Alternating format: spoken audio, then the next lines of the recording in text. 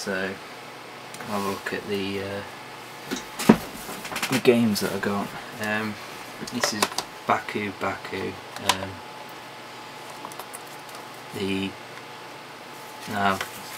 The cases on these games, there are a few different varieties, but they don't seem to actually hold the games. And what happens is, you like close it, game will come off, and there's just loads of room for it to, as you can see, jiggle around and get scratched. So the way I'd recommend to store these games is like that, no other way. Stack them like that, front cover up, that way your games. And another design flaw obviously is your manual will always end up like that, you know what I mean, it's not good.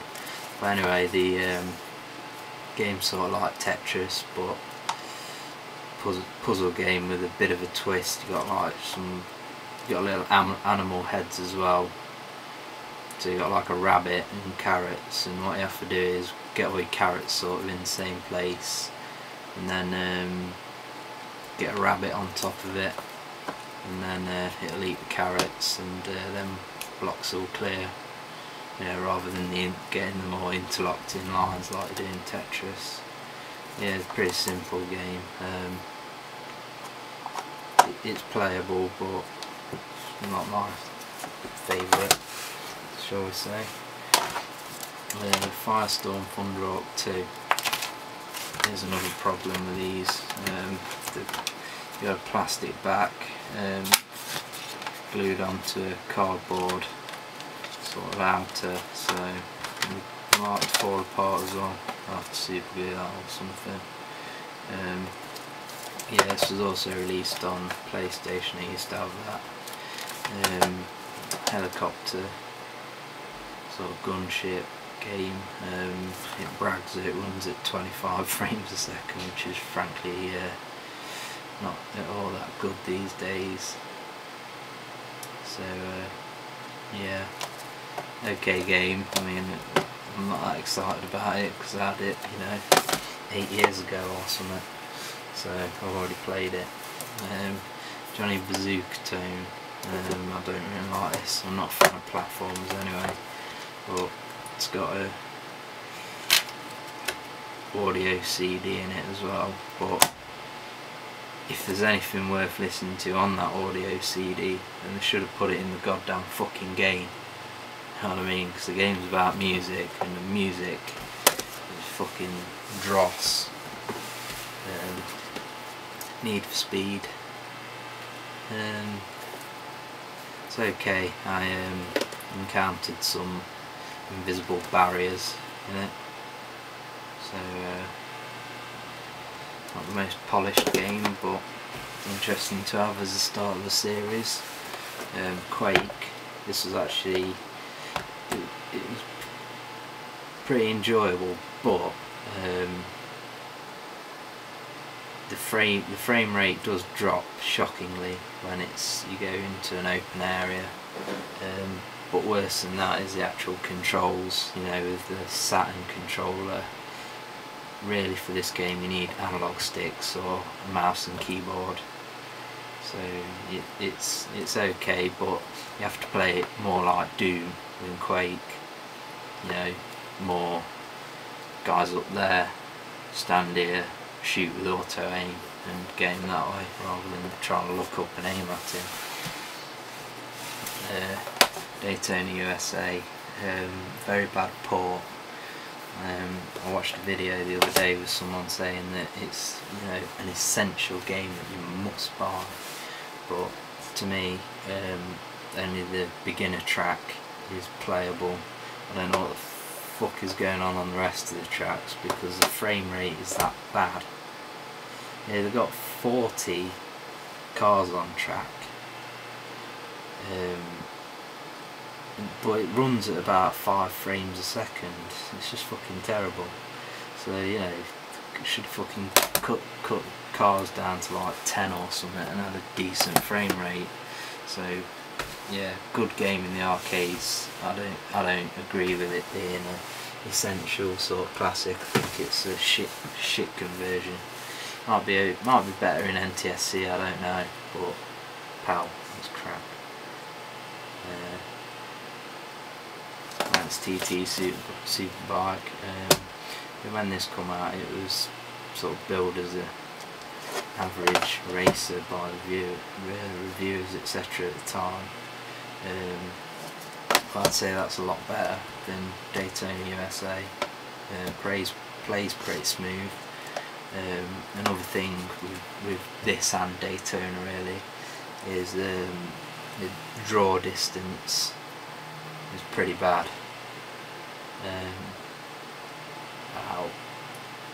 Probably see about 30 metres in front here, so corners pop out from nowhere.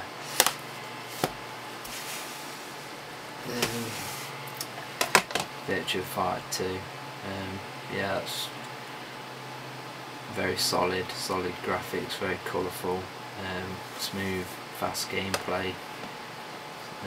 So yeah, good port from the arcade. Original Tomb Raider was actually more playable than I was expecting. Does have, again, same as Quake, quite dramatic frame rate slow down in open areas, but yeah, gameplay is can't really say smooth with Tomb Raider, because it's sort of like a game where the controls are purposely clunky to make it hard.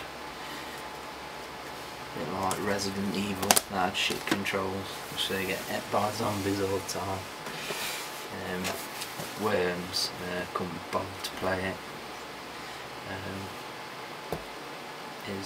You can't play it by yourself. I just put it on just to see.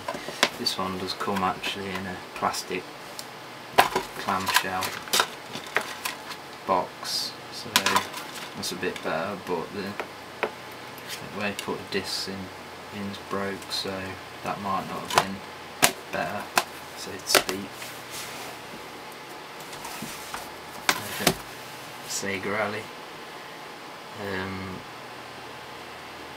Yeah, again, it runs a lot smoother than Daytona, probably because there's obviously not as many cars on the track at once, but that does also suffer from pop-up, although not as bad as Daytona, possibly on par with Manx TT. Yeah, it's a very short game, probably complete the game in like under 4 minutes or something, so, but yeah, it is I'd say that's an essential to have. It doesn't cost that much. Finally, Sega World Soccer 97. I usually judge a football game on how many goals I can actually score, because I like to win, so, and did manage to get a few goals, so that is playable. Compared to something like FIFA 96 on the Mega Drive, you know, it's a lot more playable. So yeah, so that's my opinion of this beast. I think I actually prefer this to the PlayStation, because I'm a fan of Sega arcade games, and what you got to remember is that other than, for instance, Namco games on the PlayStation, there was a lot of crap on it. There was something like over 1,000 games released for it, but how many of them were,